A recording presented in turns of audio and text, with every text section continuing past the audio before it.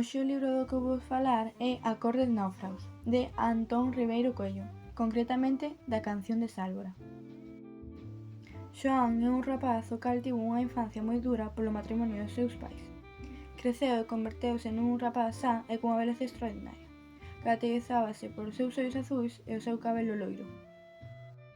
Un día tivo un soño, no cal un barco tivera un naufraxio onde se encontraba el e máis unha fermosa dama que tocaba a guitarra. El e ela tiveron unha noite de paixón. Ao día seguinte, cando despertou, dispúxose a facer as súas labores diarias. Pola noite, hubo un naufraxio na costa onde el estaba, e falaban dunha moza fermosísima que tocaba a guitarra. Entón decidiu buscala. Pasaron os días e ainda non sabía nada, ata que encontrou na praia o mastro da guitarra.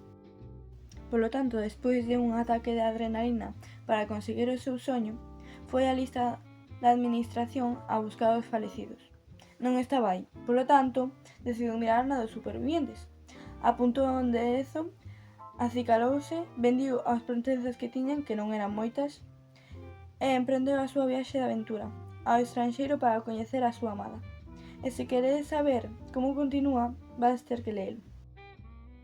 Antón Ribeiro Coello naceu en Xinzo de Lima en 1964. É un dos narradores de máis prestixio na narrativa galega actual. Algunhas das súas obras son As rulas de Bakunin no 2000, a sexta edición, que ganou o Premio Manuel García Barros. Despois, A esfinxe de Amaranto, no 2003. E, por último, O paraíso dos inocentes, no 2020. E xa que vou a dar unha opinión sobre un amor de película, métome no papel.